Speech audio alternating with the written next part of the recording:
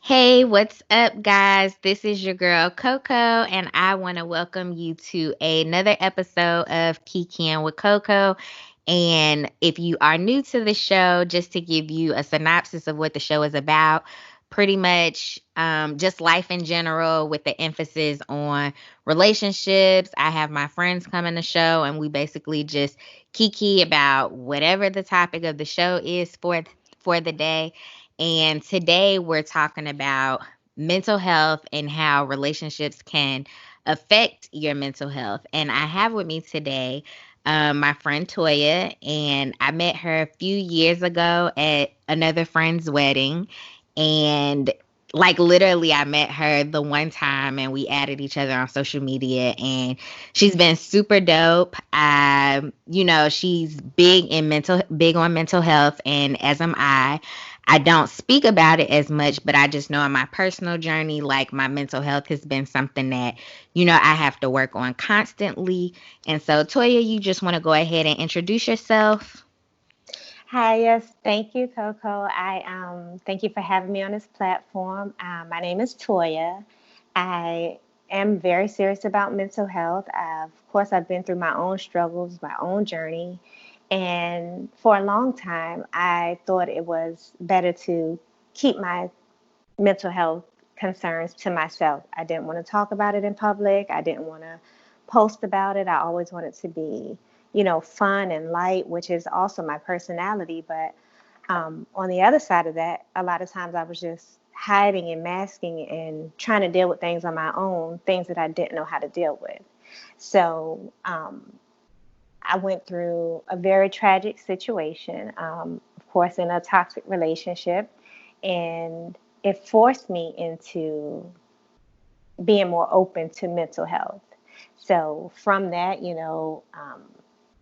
I'm writing a book that should be released sometime soon. I am more open to therapy and I speak more about it. Not that I am a professional health expert. I'm speaking from it from my point of view and from things that I've been through. I think that is such a good place to start from is just being like, I think recognizing things that you have gone throughout your life and coming to the conclusion that you need therapy.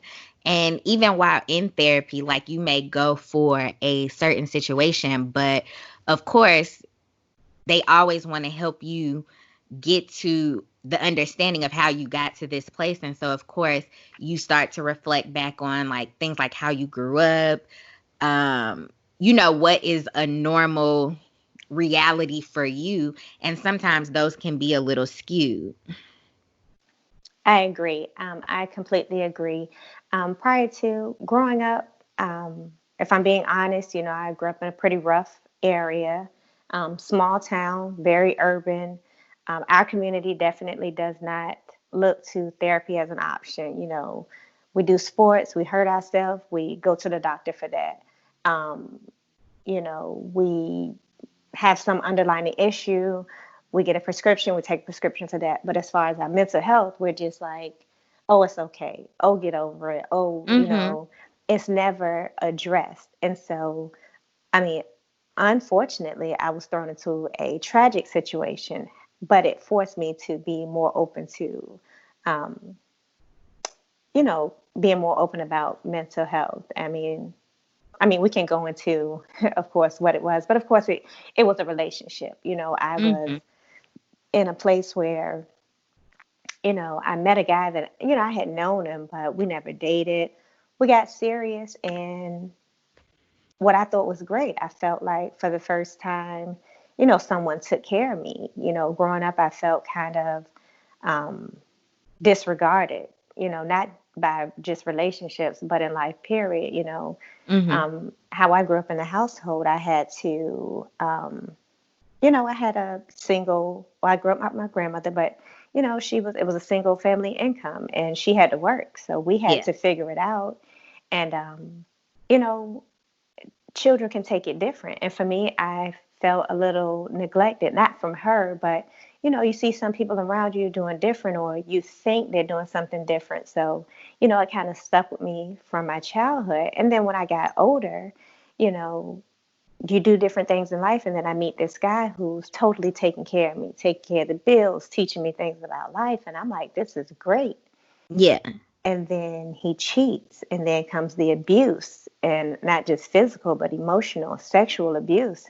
And Mm. I'm stuck in a place where, do I give up this great feeling of being taken care of, because of this other abuse? Or is this what people deal with to, get Mhm. what, to move on in life?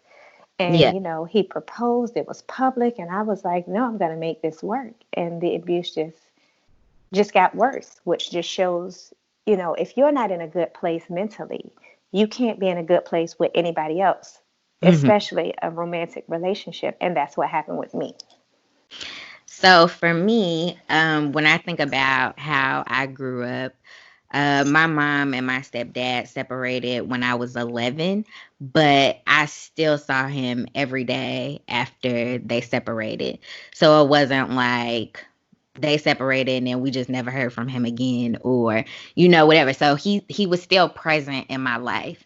And even while they were together, um I didn't necessarily ever see them argue, so it was definitely a surprise to one day, they together and the next day his stuff is packed up at the door.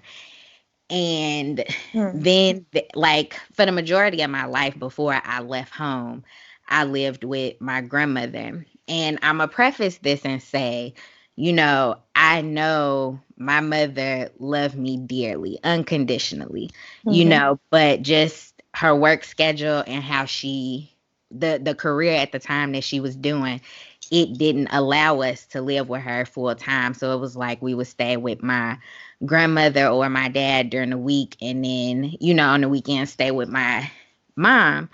And I think that just not and so when I say like I genuinely know, like, every adult that was in my life as a child genuinely loved me and cared for me. But I don't know, I guess it's just a feeling you have, like, when your mother is not there full time, or your biological dad isn't as present as you would like him to be. And so it was kind of like, mm-hmm, I think, feeling that way and then leaving home. And then, of course, leaving home into to an environment where it's just kind of like a free for all as to how many men you got access to, and whatever. And then of course, you meet this one person, and things are great. And of course, everybody make mistakes along the way. And so, um, I just think, like, not really knowing what a relationship looked like for real, is what mm-hmm. hindered me from my first relationship, my first adult relationship, panning out the way I anticipated it to. So I can agree completely. I'm kind of glad you said that too. Like, me growing up, I grew up with a very strong woman, a very strong presence, right? She worked, she took care of us, she was stern. She did what she had to do to make sure that we were good. Mhm. What I didn't learn is, how to, I mean, I hate to use this word because, it brings up so many other concerns, but I didn't learn the piece of being any type of submissive in a relationship, or knowing when to take a step back. So Mhm. when I got into my adult relationships, in my mind, I'm like, I'm independent. I can take care of myself. Okay, if you don't like it this way, I don't care. So not necessarily right in that fashion, but it put me in a place of I never I never learned how to be loved by somebody. I only Mhm. knew to take care of me, and that kind of ruffled a lot of feathers in relationships unknowingly. I'm just thinking that I have to do this is what I'm supposed to do, and you do what you're supposed to do, because the relationship that I witnessed growing up didn't show. a man as a strong preference, a strong presence. It just showed he was there. But when it came down to who ruled the household, it was definitely my grandmother. Right. So, so Mm-hmm. I missed that piece totally. So, as an adult on my own, I had to learn that piece along with what's good and bad in a relationship, along with just finding a lot of balances and having Mm-hmm. to learn it on your own. Right. I remember I had a coworker that I worked with some years back, and she said to me, you know, since you didn't really grow up in a two-parent household, how do you know you want to be married, that you want to be a wife? Mm, And I mean, my mother would always be like, don't depend on a man to take care of you. You can mm-hmm. do it yourself. But my grandmother would say things like, even though she was, the head of the house, like the caretaker for everybody in her house, it was like you need to know how to cook so when you get a husband, it was just like, I mean, even though I didn't grow up with a two-parent house, it was like I guess it was still ingrained in me that Right, I was going to be a wife one day. right. So I get it. The same thing. Like, I think as children, or what you grow up imagining, or children have an imagination. You want to be this when you grow up. You want to be that when you grow up. I want to be a doctor or a teacher, or this, that, or whatever. Um, I think, of course, when we grew up, that's what the focus was. It wasn't, so much how you should be in a household. But I don't think sometimes the people raising children are thinking about the um, impression that they're giving their children, Mhm. i.e., sometimes people will often say, oh, we stayed together for the kids, not thinking that these same kids see this toxic relationship. Mm. And if I take it back to the relationship I was in, me and him didn't have children together. He had children, but there were times where I can think of one time specifically when we were in a full on toxic, I mean, physical altercation. Mhm. And his one or two of his children walked in the room, and we stopped. We kind of leaned over, still holding on to each other, fighting over something. It was something in the jacket. So we're fighting over the jacket. And so we stopped, like, to keep the kids from knowing that we were fighting. And then, he sent them downstairs. And when they went downstairs, like, we literally resumed, like somebody hit pause. Yeah. But in hindsight, I'm 100% sure the children knew that something wasn't right. And Right. so, I mean, it's a choice you have to make as a parent. But when taking it back to myself as a child, when I would see things or things I didn't see, it made me create a vision in my head of what I wanted for myself. And so, like you Mhm. said, um, my grandmother always said, hey, make sure you can take care of yourself. Don't depend on a man. Make sure you have your own. Mhm. Even to the point of living with a man. Hey, if you move with a man, you make sure the stuff is in your name. So if somebody has to get out, it's him. And Mhm. so it can come off like, I'm sure she was saying to us, make sure you're taking care of yourself, protect yourself, versus how I could have taken it as, I got to make sure nobody puts me out. I got to make sure, Mhm. So you still have to learn these things along the way. I think, unfortunately, as you're growing up and learning, you're also in relationships. So you're learning Through kind trial of and error. right through trial and error. Exactly. Yeah. Mhm. So so you going to therapy, was that like a direct result of that relationship, or? So when I started therapy, if I'm, after at the when this tragic event happened with the relationship that I was in, um, I was thrown into therapy, basically forced into therapy. And if I'm being completely honest with you, and this is all in the book, Mhm. there was a shot. Um, Someone shot a gun in the book, Mhm. and it was traumatizing. And so that event forced me into um, um, I'll say a mental institution. Okay. It was temporary, but it was to, to deal with with the events that happened. And Right. so they told me I can go voluntarily, and then I could leave when I wanted to. Mhm. Um, I went, and the way to get out, you have to talk to a counselor, which was a therapist, and Mhm. they have to know that you are mentally okay to kind of move forward with life. Yeah. And I met with her, and it wasn't what I thought therapy was. She was calm. It was just like, talking to a homegirl. And Mhm. so she didn't okay me to leave right away. So it wasn't like you can just say whatever and get out. Like, her concern was really for, my state of mind. Like, was I really okay to move forward? And so when I was able to get out, to be honest, I once again disregarded the idea of therapy. And I was in such a dark place. I finally went out of the house one day, and somebody said something to me very inappropriate about the event. Mhm. And it kind of showed me that the world was talking about me and what happened.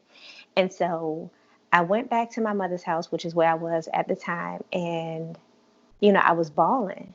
And I ended up calling the counselor, and that's how I ended up getting into it. And I really liked her. Well, Mhm. then at a point, my insurance didn't cover it anymore, and I had to go through another program, and it Mhm. was horrible. It went from people just wanting to fill me up with medication to people being so pushy that I would just sit in the session and not say anything to um, just people that I didn't connect with. But Mhm. because I had such a positive experience with the previous person, Mhm. or I should say my first therapist, I was like, no, I'm going to find something else. And so I bounced around a lot, but the facility that I was going to would kind of rotate their counselor, so that didn't work. So if I moved fast forward to currently, I have found an excellent therapist. Like, she's amazing. Like, Mhm. doesn't cross the line, doesn't like, I can't think of a better therapist. And Mhm. right, even now, like, I still have a regular reoccurring um, appointment, and we don't go because I should say, I don't go to therapy because I feel like I still have stuff I need to talk about. I still, I'm trying to deal with life. I'm still really going through something. It's not like I'm really in a terrible place in life. I'm at a really good place in life, but we still talk about things like, hey, if I feel like I need to do more, I'm not being productive with my time, or I'm being too hard on myself, my therapist gives me a good balance. Mhm. She'll say, hey, she always gives me another way to look at things. So, because sometimes you can get in your head about things. So, um, from that, I don't want to let therapy go, because, like I said, there are times when I'm just like, I don't know what we're going to talk about today. And she'll just say, hey, what's happened since the last time we talked? Or what do you have planned for the week ahead? Mhm. And, instead of blindly going into a situation, like you said, trial and error, she's like, Mhm. hey, when you get ready to do this, think about this, consider this. And it's just like having a very positive friend, or well open-minded friend that can say, hey, when you do this, think about this.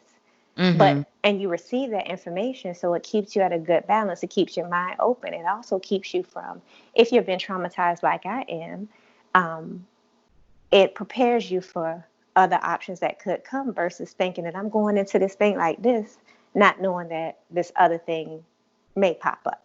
Mhm. So for me, what drove me to go to therapy is um while I was going through my divorce, like my divorce was not a mutual agreement. Mm, It was like one day he said, I don't want to be married anymore. And pretty much you just need to get on board. And it was mm, just like, huh? right. Like, I mean, when he said that, we were going through a rough patch, but it wasn't anything like detrimental where it was like, it's nothing that's going to get us back together. Like honestly, when I look back on it, and even at that time, I was kind of just like, well, what happened? Right. Like I didn't even know we was having a serious enough issue, that we was headed for divorce. So it was a surprise to me. And so of course, that put me in a bad space. And so I would be at work and people would say things to me in reference to my marriage. And of course, I ain't at work like, oh, my husband don't want to be with me no more, because I don't like to put my business out there like that. Right. So it was like, they would say things to me in reference to my marriage, and I would literally just have to walk away because I didn't want to break down crying in front of somebody, you Absolutely. know.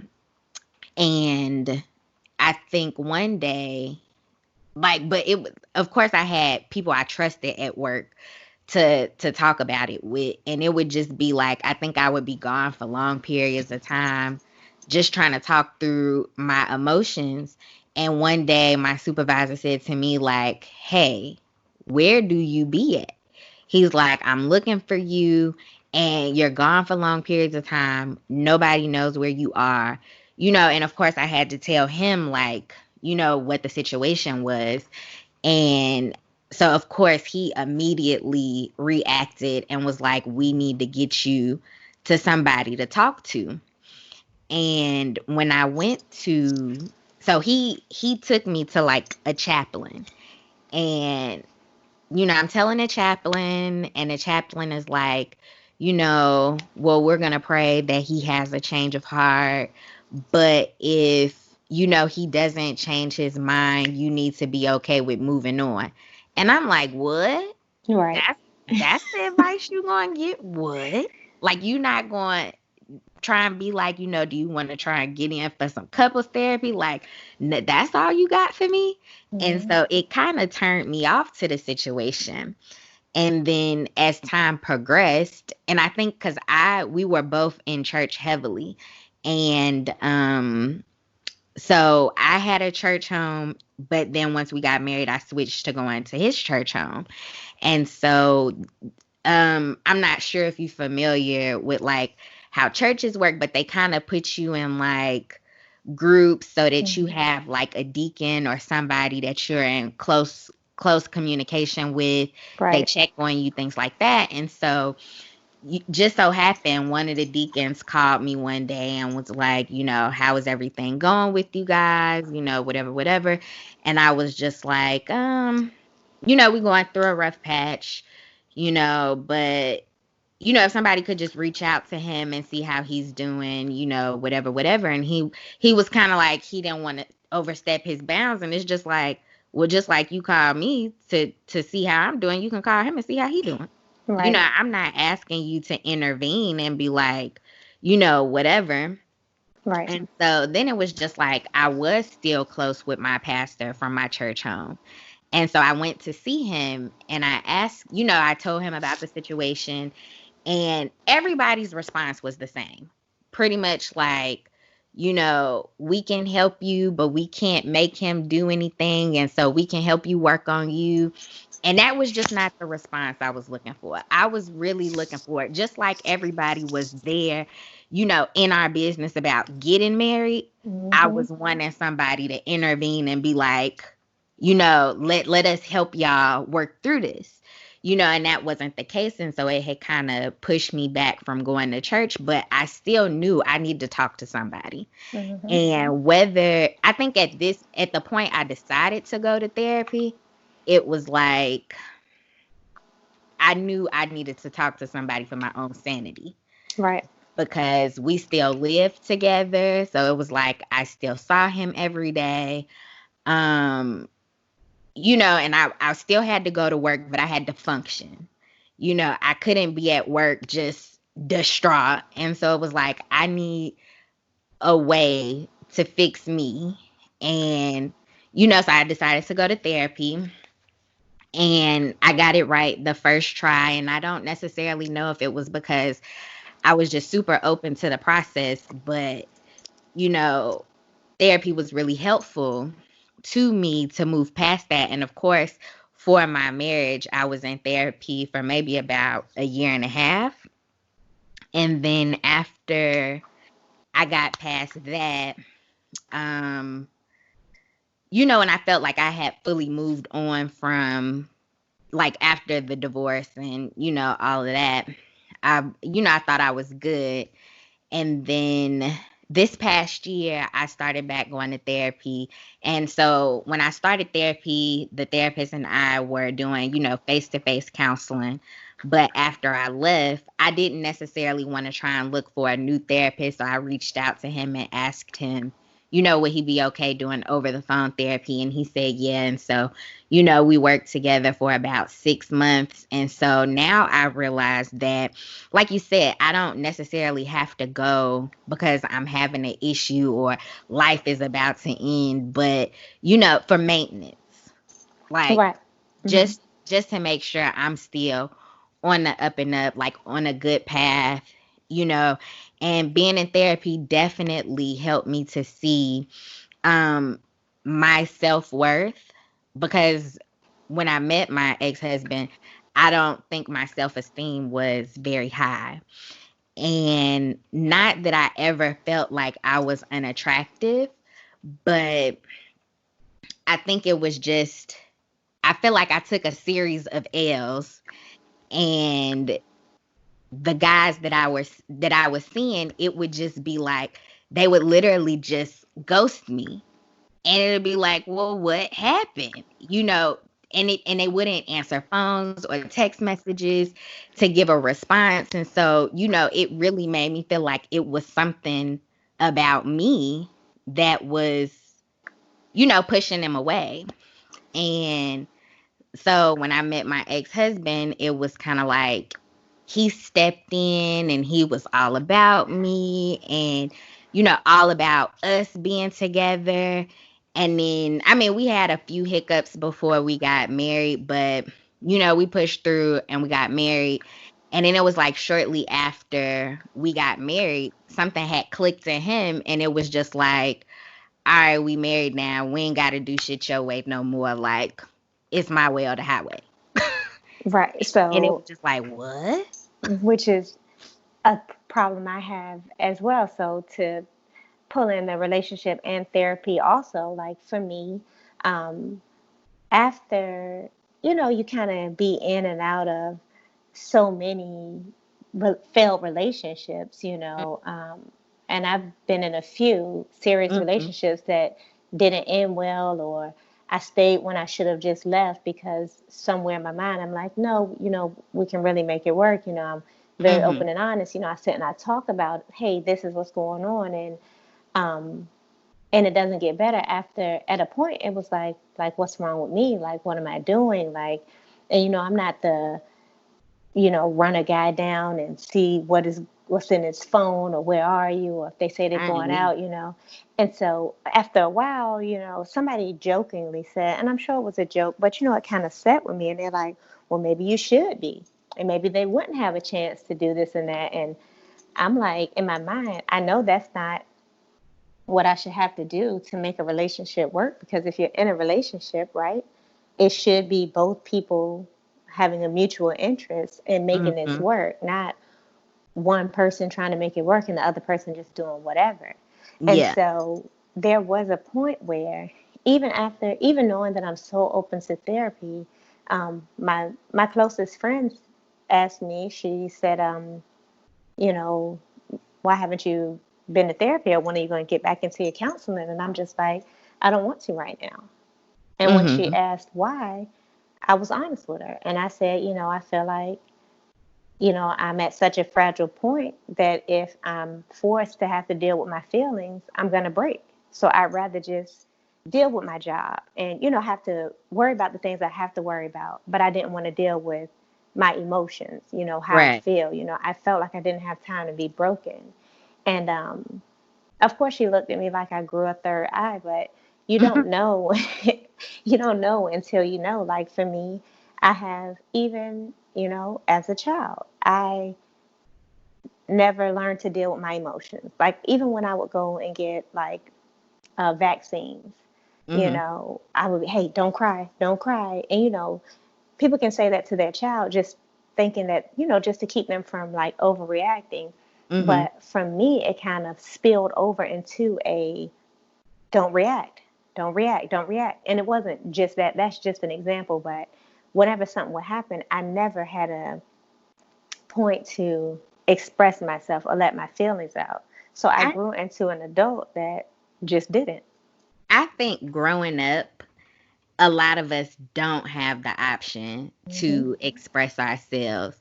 And as a child, um, I know like whenever my mother would get upset with me or maybe I did something to piss my mother off, it was kind of just like, well, you don't have a right to you don't got nerves, or you don't have a right to feel no type of way, or Mm-hmm. shut up before I give you something to cry for. Mm-hmm. It's just like you already done hit me, like Right. I can't cry about it. Like I'm hurt. You know, Right. my feelings hurt. You know, and yeah, as an adult as well, I feel like, I didn't necessarily know how to have a voice because I didn't grow up being allowed to have a voice when controversy arose. Right. Absolutely. Mhm. So same thing here. Like, and so when you hit a point for me, right, I had to get life together, after you graduate high school, I was thrown into being an adult, which could be the case for a lot of people, but I had to, figure it out. And I went through a dark, slippery slope, and then, like I said, come to this tragic event and get into therapy and like it. And then it's not saying that, hey, I'm so open to therapy that nothing ever happens. It's still saying that you have to want it so bad for yourself that you push through whatever situation. Like, Mm, I have never looked at it like, listen, I love love. I'm a hopeless same. romantic to a fault. And so I never take all that I've been through and just say that um, this is never going to be me. I still am a dreamer. I still want, what I want out of love. And so I am still open. And, I, Mhm. like I said, as for my romantic space, I'm even in a good space there. Like, I don't have, I mean, contrary to what's going on right now, outside of what the world is going through, I don't have any major complaints about life. Mhm. And honey, if we had a few more hours to talk and I could tell you all the things that I've been through in life, you would probably think that I should look a lot different. But I have such a positive outlook on life, such a um, high regard for where my life can go, that I'm not going to dwell on what I've been through. I know I want better for myself. I know I'm going to have tough days. I know I'm still going to have rough moments. But overall in life, I'm looking to a positive place. I'm sticking with therapy. I'm open to learning more about me. I never feel like I'm too old to learn something new. I still want to grow and be the best woman that I can be, to Right. have, to have the best life that I can have, but not to be stuck in negative, or not to think that this is this, or life has to be this dark space. Like, um, whatever you go through, you can still overcome it, even Mhm. through therapy or medication or whatever it is you need to really help. You just have to know and be willing to push through whatever you have gone through. Mhm. Definitely. I definitely think that um the experiences that we have throughout life, to not take them for granted. So for me, for every um relationship that I've had that might not have been so successful, I still look to that as a lesson learned. And like you, I'm a hopeless romantic. So I don't allow those experiences to hinder me from being open to another relationship. Now, I will say, after I got divorced, I was like, man, I don't know if I ever want to be married again. Like, I just can't allow nobody to have that type of control over my Mm-hmm. feelings, Right. because that was devastating. Like, nobody gets married with the intent to be like, oh, yeah, we going to be divorced in a year. You know what I'm saying? Like, you get married with the thought of this is forever.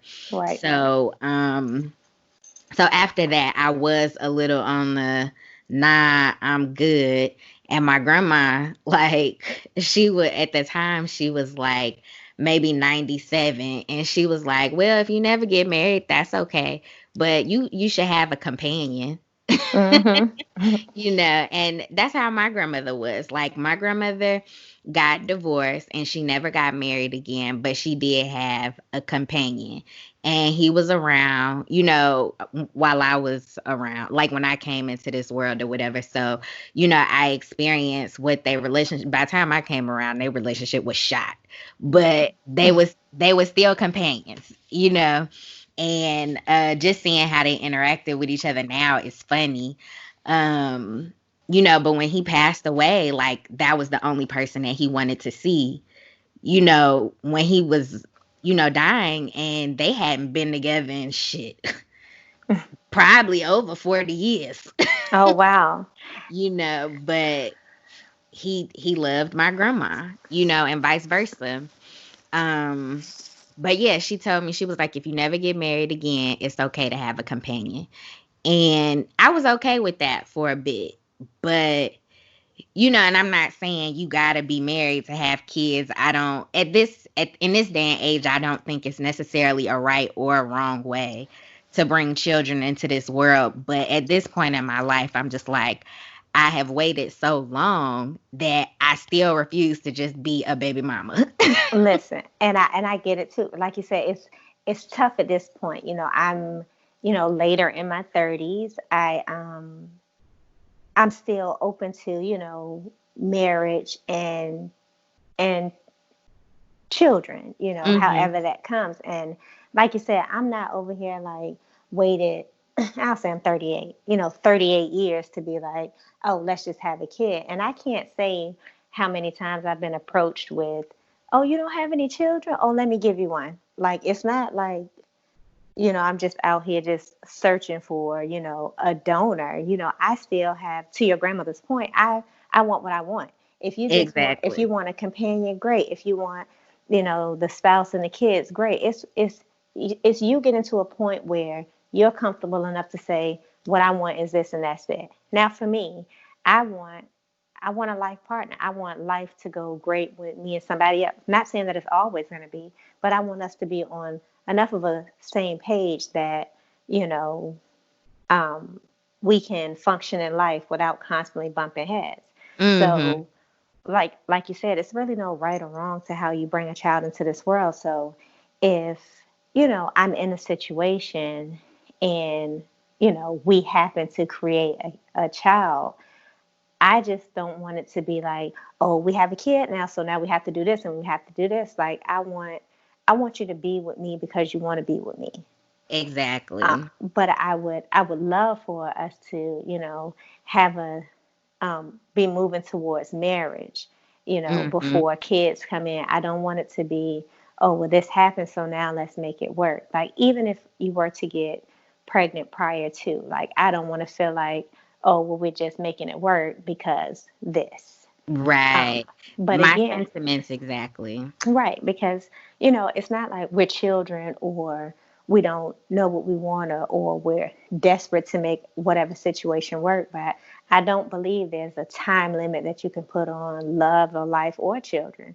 Hmm. Otherwise, I wouldn't be this old, still open to kids. But I'm also a huge, in my faith. Like, I Hmm. believe God has a plan for me. I believe I went through things that I went through, because I was supposed to. Now, I do know that some things I wasn't supposed to experience, but there are also dark angels out there too that, um, prey on you as well. And, when you're Exactly. not in a good place, that's their playing field. So, Hmm. I'm still super positive about life, still open to things, still going through stuff from here to there. But I believe that it's never too late. You can't put a time limit on something, or you can't say what your plan is for life, or Exactly. Ooh, or child. Mm.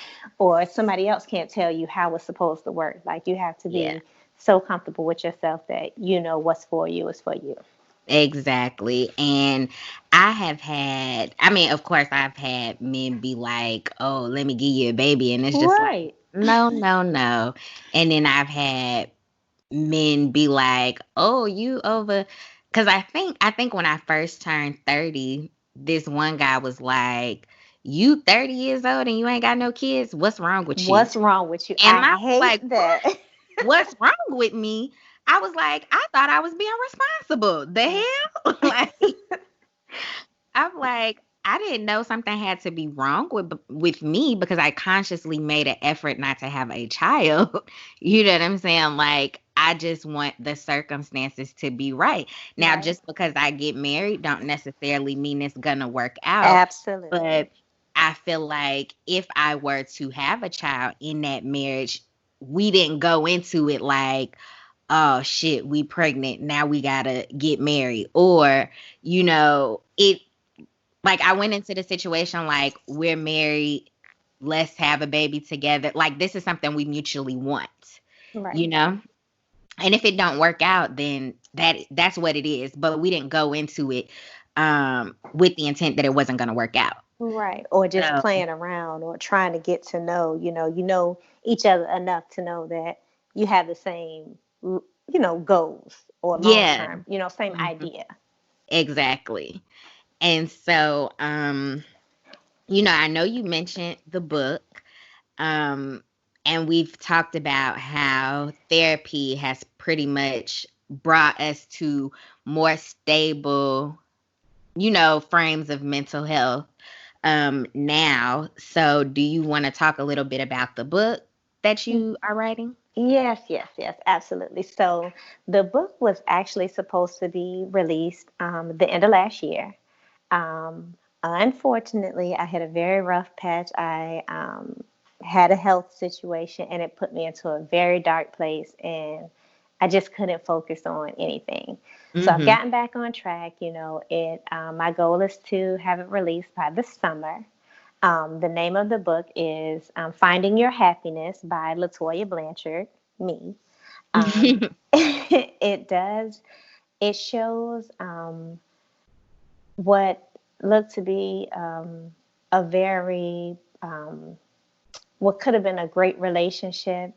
And it talks about how it's a true story, which is hard for me because I think while I was going through what I was going through when the book should have been released, like I said, I hit a rough mental space, and the thought of me putting out a book and telling my own personal story, a tragic story, and a lot of people had their own opinion about how the details of the story, which nobody knows Mm-hmm. all that happened because they weren't there. But the thought of putting it out there and kind of giving people a manuscript to what happened terrified me. Yeah. And I try not to live in fear, but I had to pull myself back together, and not saying that it doesn't make me uncomfortable, because it still does, because I'm okay with letting people assume whatever. But Mm-hmm. once I release this book, it gives you the details of what happened and the most tragic situation I've ever been in. But it's a true story about a relationship I was in. It turned very toxic. It's my point of view, so I'm not saying um, what I thought he was thinking or so and so. If I mention him, it's only to say a fact of what happened, Mm-hmm. and it discusses where I was mentally, um, not where he was mentally. Like I said, I'm just telling the story, but on the back end of that, Right. it shows how kind of therapy saved me Mm-hmm. and where I went from there. But very tragic story, very toxic, very hurtful to even, kind of open the wounds to it. But for me, writing the book was very therapeutic. And in the grand scheme of things, I feel like me sharing this story can maybe save someone else. I can, let somebody know that, hey, this happens. This is can be a normal thing. Toxic relationships happen way too often, and too Mm-hmm. often people think, oh, this is just me. this isn't everybody. But if I can share my story and kind of expose myself to help someone, I am willing to do it. So again, it's called Finding Your Happiness, and by the summer it will definitely be out and released. That's what's up. And I I definitely cannot wait to read it. I remember when you first told me you were writing a book, I was like, "Ooh, yeah, let me know." And then I was just like, when I start my podcast, I'm gonna want you on the show. And I Yes. held true to that. And this week's episode, I decided, like, I actually wanted to do this episode last week, but due to the unfortunate circumstances Right. with my boyfriend passing away, I put it on hold. But it was definitely something that had been weighing heavy on me as of late, just because I felt like I feel like I'm in Hmm. such a good mental space right now. And just like when I talk about previous relationships, I think for one of those people that ghosted me, I recently talked to him and it came from one of them dumbass challenges or whatever. Hmm. But it was like one of the questions were, if you could ask me anything, what would you ask me? And I was like, what happened when we was talking and you just ghosted me? Like, I came to see you, and when I left you was acting funny. We were still in communication, and next thing I know, you posting another chick on your social media. Like, Mm. what was that about? And he was like, I still don't have complete, I don't feel like his response was good enough, but it was, at least he said something. Hmm. You know what I'm saying? Like, his response was just like, he saw how serious we could be. And I think he was afraid that he would hurt me. And I'm still just like, then why couldn't you verbalize that? Right. You know what Because I'm saying? it's still hurtful to just leave me hanging. Hurtful and confusing.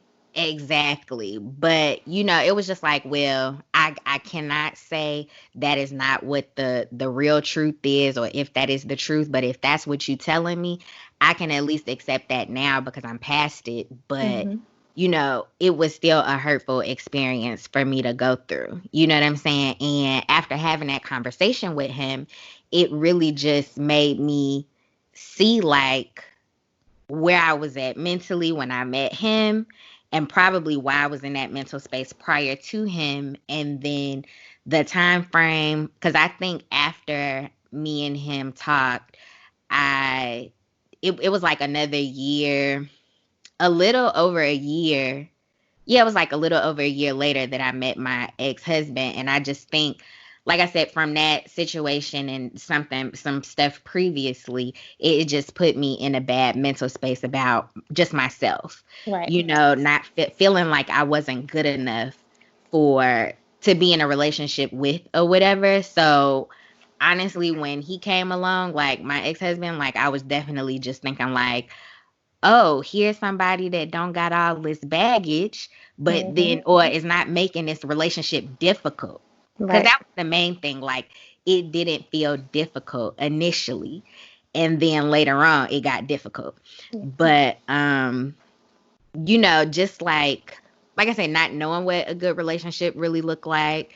And then to kind of like accept things, because it's just like, okay, I got somebody that actually want to put in the effort to be with me now, when it was just like that shit was unacceptable. Right. And I that should have been my exit when that happened, but just feeling like we can work it out, we can work through it, I stayed. And I think that's another thing that, like you just said, I've done it too many times, and I went from one extreme to the next. Like, I have been the person that just stays in a relationship and, okay, we can work it out. We can, we're going to work it out, and it never works. And so I look back and think, I should have left a long time ago. Then I Hmm. went to kind of meeting and get to know people, and, if in my mind I felt like, this ain't. this isn't going to work, this is, I'm not feeling it, I'll just walk away from it. And like, some, like was done to you, I wouldn't give him an explanation. And so many times it came back to me like, hey, you just stopped talking to me. You blocked me on this, you blocked me on that. And I was just, and in my mind, I'm like, I shouldn't have to tell certain people certain things. Mhm. So I then had to learn, which is still, I'm not an issue, but a frequent topic in, my current relationship, like, is me communicating. So if something maybe upsets me, for me, I just need a second to process it and then I can talk about it Mhm. versus flying off the mouth immediately.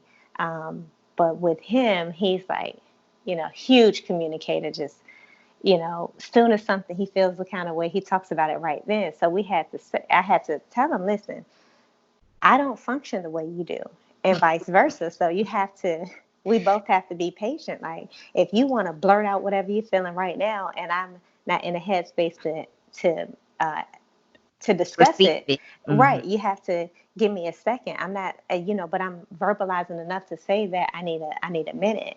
Mhm. However, he has definitely, one of the things I can appreciate the most is he's definitely put me in a place to be comfortable being vulnerable, which I don't think Mhm. I've had that Mhm. before in a relationship. Even the good relationship I've had, I didn't feel comfortable enough to express myself, because if I did, it was just left right there on the table and never anything done with, which can be just as bad as being disregarded. Like, I've opened myself up to you, I'm being expressive, and then you're just like, oh, okay, I hear Mhm. you. Like, so, like I said, relationships can be, a lot of work. And the one thing I will always say is you definitely have to make sure you're in a good space before you can try to be in a good space for a relationship. And even if you, Exactly. and even if you, fall into a difficult place in a relationship, once you have, if you come into something in a decent enough space, or at least an open mind to know that, this is something you need to work on or not, when you fall on those difficult times, your partner should then be in a place to be able to help you through it, or, Mhm. know what your triggers are, know what is needed to get past it. Yeah. So it's work, but it's definitely not, the work shouldn't be, should I stay because they're doing me so wrong? It's, it should be more of an understanding each other and, working through life. Exactly. So one of the things you said was you find it hard to be vulnerable. Mm-hmm. And I remember when I was initially going to therapy, um, you know, my therapist mentioned to me, like, it's okay to be vulnerable with my friends because I find myself in a space like, yeah, I go through things and I do talk to my friends, but after a certain point, I'll stop because I'm just like, I don't want to feel like I'm just dwelling on it for so long, even though I'm open to my friends talking to me for as long as they need to about whatever situation they're going through.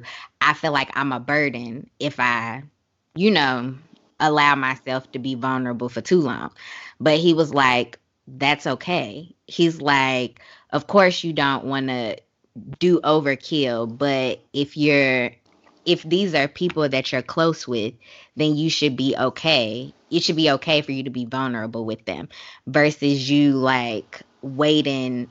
Cause I know like I will keep things to myself and then like say if I'm in a relationship and we've been together for a while and I feel where I can be vulnerable with that person, I'll allow myself to be vulnerable, but it's definitely not initially, because I'm just like, can you handle me being vulnerable with you? Right. And I think, I mean, I could come up with a whole bunch of cases as to why my marriage did not work out because I still don't have an exact reason as to why it didn't, Right. but it's just one of those things. Like, I think I had got to a point where I was being vulnerable with him, and maybe my vulnerability was too much for him to handle. Because when I feel vulnerable, Ooh, child, all type of truths can come out. You Right. know what I'm saying? And it's just like maybe he couldn't handle my truths. So, and that's what I was gonna say. Sometimes being vulnerable is, and me and you are a lot alike. Like Mhm. to my circle, I can share a lot. But what I have learned through growing through things that I've been through is that sometimes the people that know you the most don't see your growth. Mhm. So if I say, "Oh no, I'm not into so and so and so," and they're like, "Oh please, girl, you so and so and so," and I'm like, in my mind, I'm thinking, I've grown past that. I'm Yeah. not. That's not where I am anymore. But especially with people that you're really close to, but say you don't see them on a regular basis, they can Mhm. see it like, oh, I know this is how she is, so, period. And I think as a whole, people are who they are, but people do grow within themselves. And Mhm. so, with me, when it comes to my vulnerability, I am selective with what I share and who I share it with because I'm aware of my circle enough to know who will receive something, who Right. will actually actively listen. Because sometimes people are like, "Yo, that's crazy," and then before you know it, they're telling you all about their self, and the help you came to receive from them is just off to the side because now it's like a sparring match. Like I Mhm. wasn't trying to trade stories. I may need to come vent. I may need to get it out. But when Mhm. it comes to therapy, honey, if once I feel somebody that I'm connected with, oh, Mhm. I'm just pouring it all out. I'm in there crying and snotting and just putting it all on the couch. Mhm. Same. But to my circle, they will probably almost never see me cry. And I mean, Mhm. emphasis on the almost never, Mhm. because I'm so guarded with my feelings that if, like you said, if I feel like I've been vulnerable with you and you didn't handle it well, which is what it sounds like you're saying may have happened with your ex-husband, Mhm. you're still wondering why. But the truth is, maybe he didn't know how to handle it. Maybe he was not strong enough to be able to help you through it. So sometimes, when we're vulnerable, we put this load on somebody like, now can you help me tote this? Can you help me unpack this? Can you help me deal with it without asking like that? But if I'm being open to you, what I'm saying is, I've been through these things, and these things really hurt me, and this is what I'm still working through. Mhm. Can you rock with me knowing all of this? And Mhm. one of two things can happen. Either they can, well, one of three things maybe. Either they can stick with you, hold your hand through it, and y'all, be that support that you need, or Mhm. maybe they can leave because it's too much, or the worst case is they can use it against you, which is a huge, fear that I tell somebody something and then they come back and like, okay, well that's why, X, Y, and Z. Mhm. So, it's a hard place to be in, but at this point in my life, there's nothing that I can tell someone that they can use against me because if I'm verbalizing it, I've already learned what I need to do with it. Me Right. sharing it is just to let you know that, hey, be mindful of this topic or whatever. Mhm. Definitely.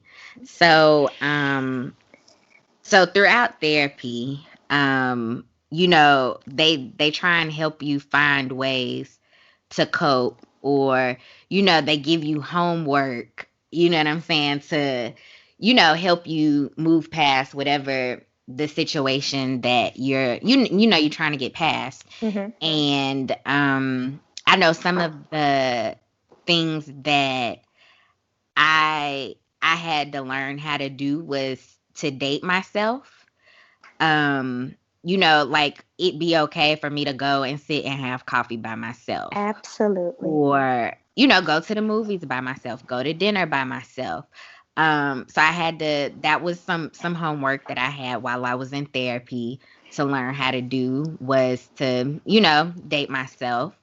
Um and also realize, like, we have jobs, and we have titles in those jobs, and we have titles within our families.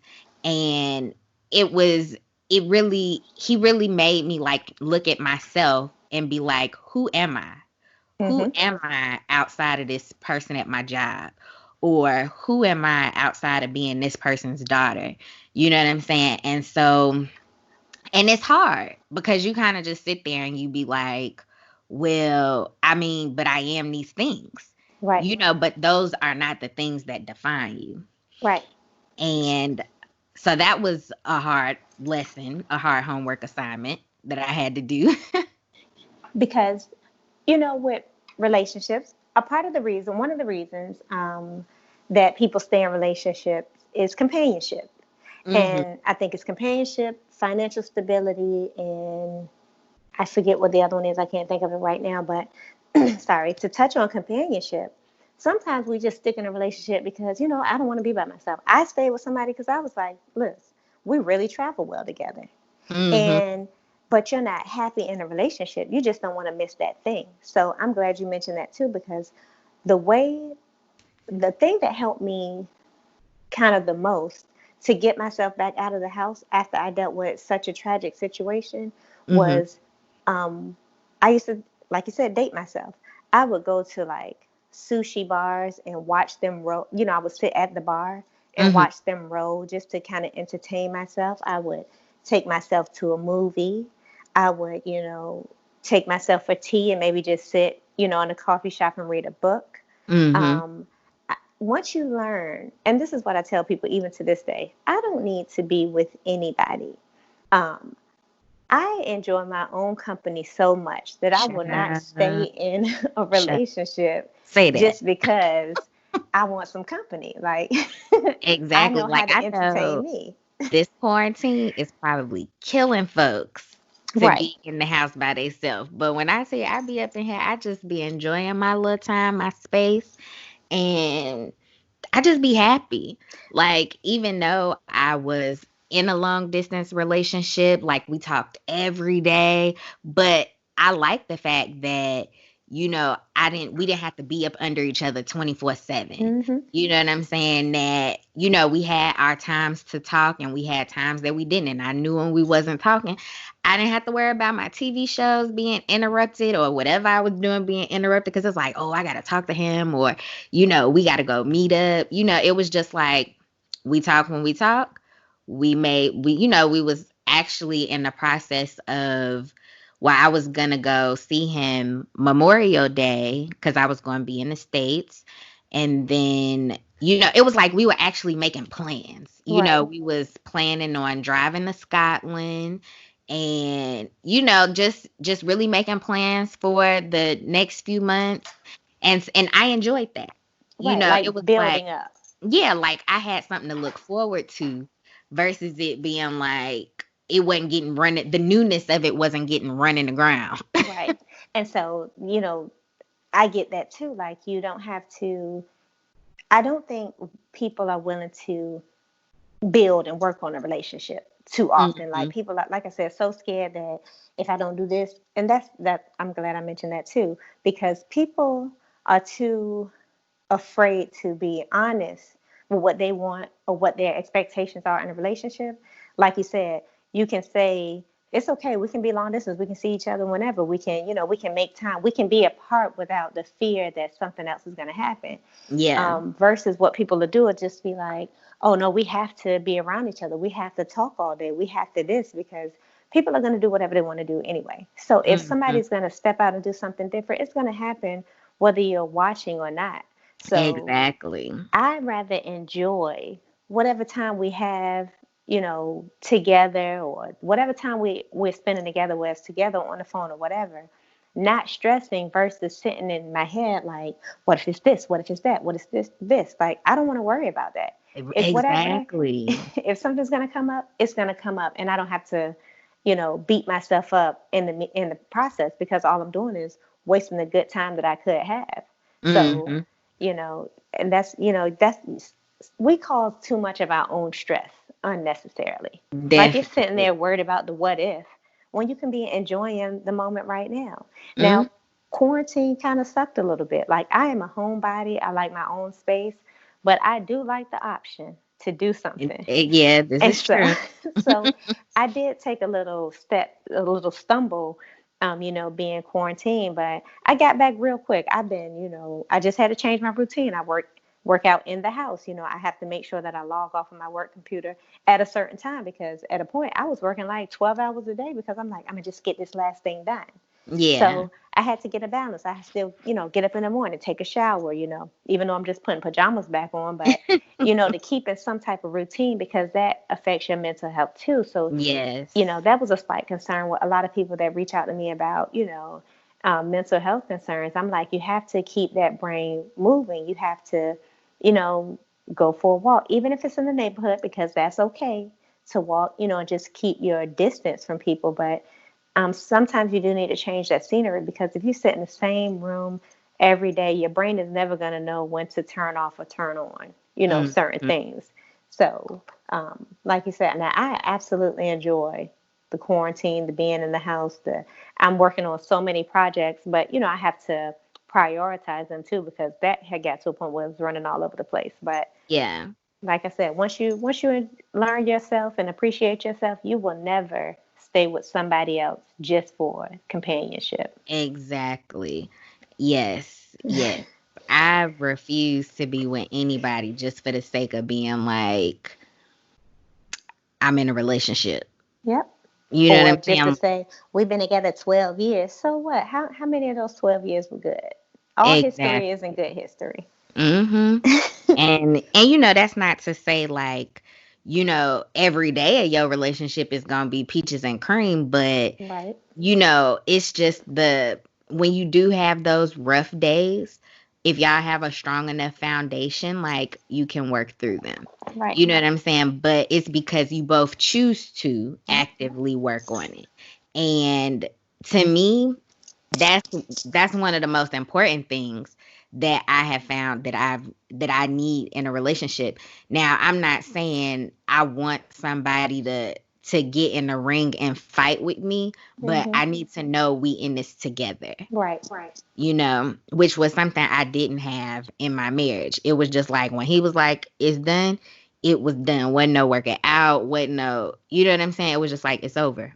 Yeah, which is hurtful. Yeah. And it was just like, and one of my questions was to him was, so I'm not worth fighting for? Hmm. And that was a hit to my, my self esteem, Self-esteem. Hmm. because it's just like, what? And so therapy for me, it was just one of those things. Like I knew I had to do it because I was like, I know I'm in a bad space and I want to move forward with my life, whether that be to get married again or to just have a companion, whatever the case may be. I want to be a whole person Yeah. when I I decide to get in my next relationship. But I do want to say this, all the things that you've been through, you're still super dope, still accomplishing your goals, still, regardless of what it looks like to other people, still doing what keeps you whole. Mhm. Definitely sorry to hear about your boyfriend passing away. I know we talked about it offline, but, I know Mhm. how hard that can be. But I also know um, that people have to handle things their way. So somebody may say to you, "Oh, you should be doing this or you should be doing that." But if you are a strong enough person, which you definitely are, you are strong enough to know what you need to do to make your next move. That Mm. does not translate to I'm not thinking about him or I didn't appreciate him, because I know that having a good relationship, being in a happy space, and then that space just being gone, it's a huge adjustment. But I Mhm. definitely wanted to say that, um, kudos to you. Like it takes a lot to keep in a good mental space, and I'm happy to hear that you're strong and growing through it without kind of disregarding, without not dealing with your feelings. Like you know how you feel, you Mhm. know what you have to do to move forward. So I'm Mhm. super dope. Thank you. And Mhm. just like you writing your book is like, that place that you're allowing yourself to be vulnerable, to allow somebody else to learn from what you've been through. That is exactly what I've wanted this podcast to be about, is just, you know, help people get through whatever it is that they going through my experiences, the people I have on the show. And um that was my whole purpose for asking you to be on this show, because I knew this was just gonna be a super dope conversation. Yeah, And it's something that's important. Like absolutely. we especially in the black community, I think now it's becoming a thing to talk about mental health, but it's not always been It a has not. topic of conversation. Right. And um because I know I've struggled with my mental health, it was just like I want to, at least help somebody else, help them figure it out. And maybe if they had doubts about going to therapy, like maybe them hearing this episode is just like, you know, maybe I do need to go to therapy. And I will say, if you decide to go to therapy because you need to go to therapy, and maybe the first person you talk to, you don't mesh well with, don't allow that to be the hindrance and you continue in the effort to find a therapist, because therapy can work. And it's just like any other relationship. You have to work at it. You know what I'm saying? So just because this person doesn't mesh well with you, you can definitely find one that does. That's one thing that I tell people the most. They'll say, "Oh, I went and it just didn't work for me. We just didn't." And I just say, "Hey, maybe you need to try a different person, try a different facility." Another big point I always make about therapy, people say, "I can't afford it. My insurance doesn't cover it." It's so many resources out there. Now, of course, I can't go through all the resources and I don't know them all, but I do know that if you not just look into your state, if you break down into the city and your county, it's so many resources out here to help with mental health.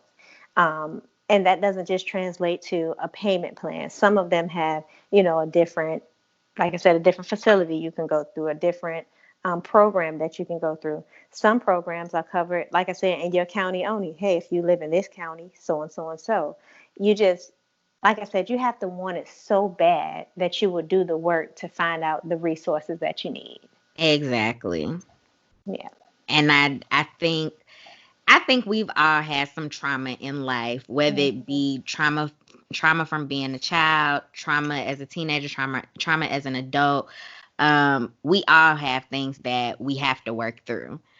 Some of us get through it better than others, and some of us don't. But I think it took me I think all of my adult life to realize like I had some issues that I needed to work out.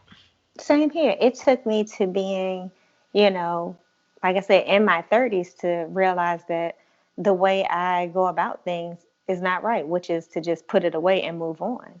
Hmm. And so, you have to, it's no, it's never too late to learn a new trick. Hey, I didn't know this was a bad thing. And it's not to say that how you grew up was the person was malicious in what they did to you or your upbringing was malicious.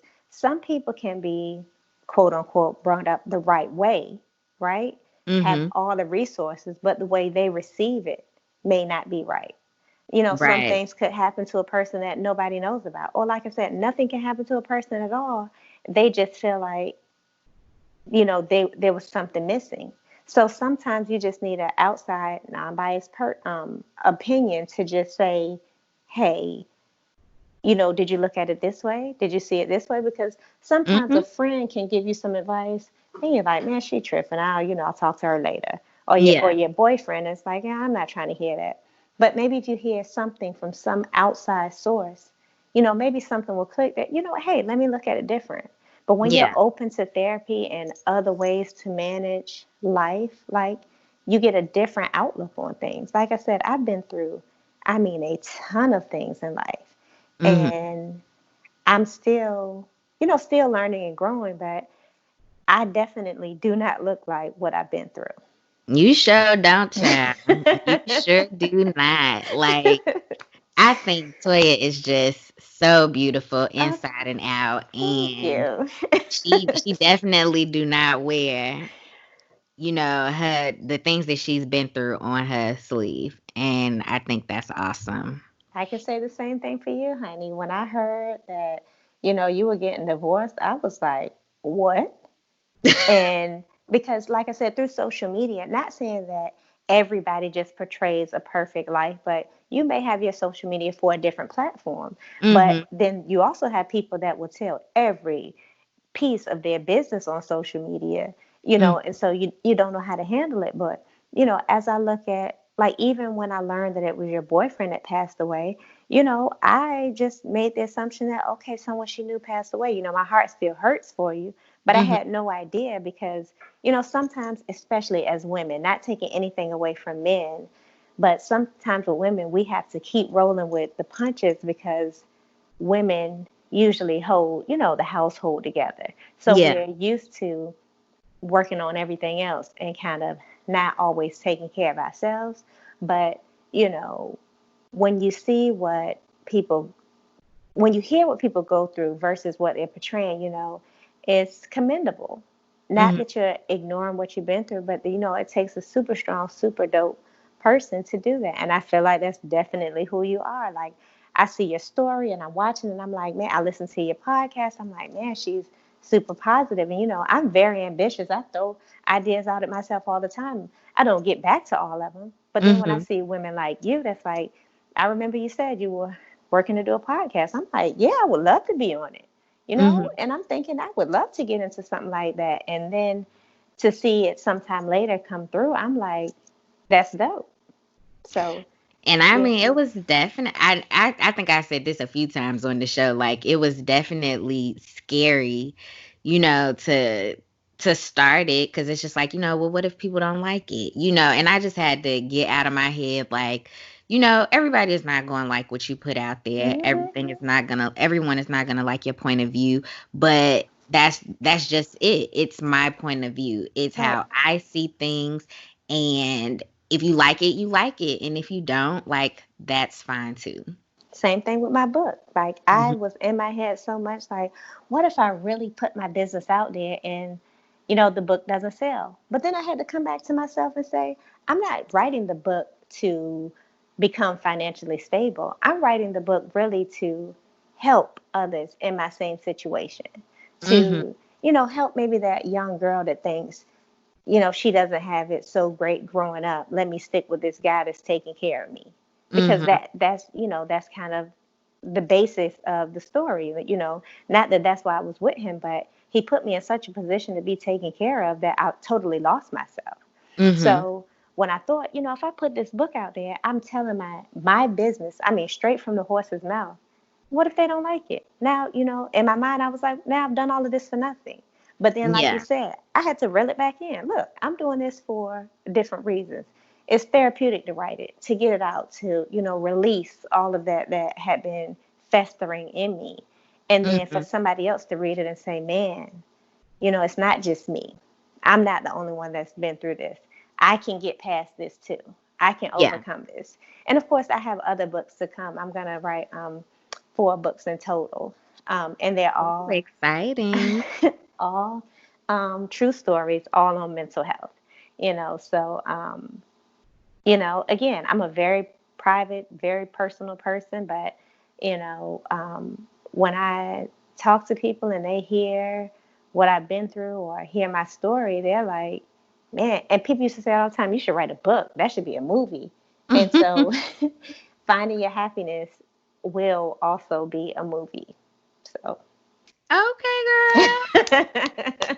Yes, movie come through.